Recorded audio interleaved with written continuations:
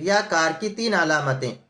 ہمارے اکابر علیہ الرحمہ نے ریاکار کی 3 علامتیں لکھی ہیں جس سے انسان اپنے آپ کو پہچان سکتا ہے کہ وہ کس حال میں ہے، جس سے انسان اپنے آپ کو تول سکتا ہے کہ وہ کیسا ہے، اور دوسروں کی بھی پہچان کر سکتا ہے کہ وہ کس طرح کا آدمی ہے، وہ کس حال کا آدمی ہے۔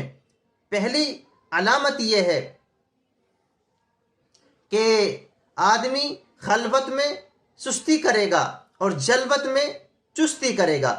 یعنی جب وہ تنہائی میں ہوگا تو نماز کے اندر کوتاہی برتے گا، غفلت برتے گا، اور سنت کو بھی چھوڑے گا اور نوافل کو بھی چھوڑے گا، یہاں تک کہ فرضوں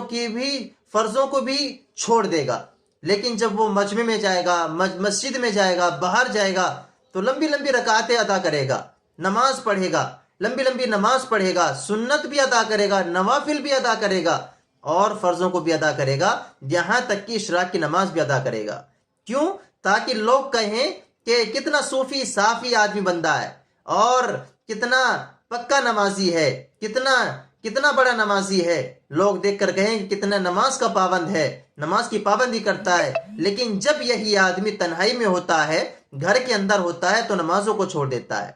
فرضوں کی اس کو خبر نہیں ہوتی، سنتوں کو بھی چھوڑ دیتا ہے، نوافل کے تو بہت دور کی بات ہے۔ اس لیے میرے دوستوں اور بھائیوں، یہ ریاکار کی علامت ہے کہ تنہائی میں تو کچھ اور ہوتا ہے اس کا عمل، اور جب باہر ہوتا ہے تو اس کا رویہ کچھ اور ہوتا ہے، اس کا عمل اور کچھ ہوتا ہے۔ اللہ کے نبی جناب محمد الرسول اللہ صلی اللہ علیہ وسلم نے فرمایا کہ جس نے دکھلاوے کے لیے نماز پڑھی، کسی کو دکھلانے کے لیے نماز پڑھی، لمبی لمبی رکعتیں ادا کر رہا ہے کہ لوگ کہیں کہ حاجی ہے، نمازی ہے، کتنا نماز کا پابند ہے، گویا اس نے شرک کیا ہے۔ الریاء شرکن، دکھلاوا شرک ہے، ریا کرنا شرک ہے، تو یہ ریاکار کی علامت ہے۔ دوسری علامت یہ ہے کہ جو ریاکار ہوگا وہ یہ سوچے گا کہ میری تعریف ہو، مجمع میں میری تعریف ہو، گھر کے اندر میری تعریف ہو، مسجد میں میری تعریف ہو، باہر میری تعریف ہو، لوگ میری اچھائیاں بیان کرے، میرا نام لیا جائے، اور اس کے اندر یہ چاہت ہوگی ہر جگہ میری تعریف ہو۔ یہ ایک بات یاد رکھیں، تعریف ریاکار کی بھی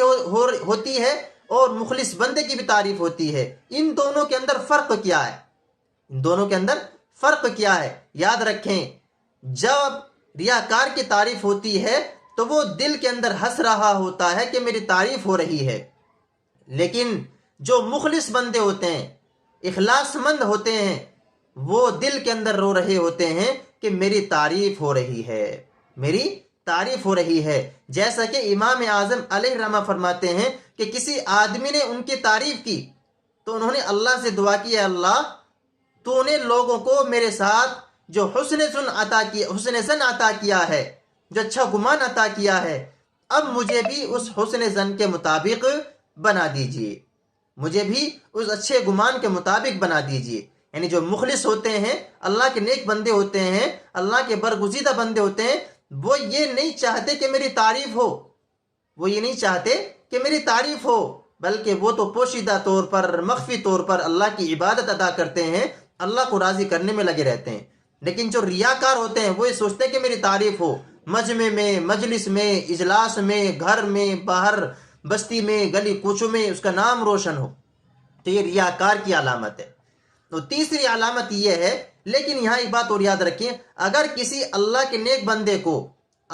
اس کی تعریف ہو رہی ہے تو یہ اس کے لیے بہت اچھی بات ہے، کیونکہ اللہ نے اس کو عزت سے نوازا ہے۔ جو اللہ کے مخلص بندے ہوتے ہیں، اللہ ان کو عزت سے نوازتا ہے، ان کو دنیا میں بھی کامیاب کرتا ہے، ان کا دنیا میں بھی نام روشن ہوتا ہے، اور آخرت کے اندر بھی اللہ ان کو کامیاب کرے گا۔ تیسری علامت یہ ہے کہ جو مخلوق میں سے کوئی آدمی دین کے کام کے لیے کسی کو کوئی ملامت کرتا ہے، نماز کی تصحیح کے لیے کوئی کہتا ہے کہ اپنی نماز سدھار لو، اپنی قرآن کو سدھار لو، تو اسے یہ بات بری محسوس ہوتی ہے،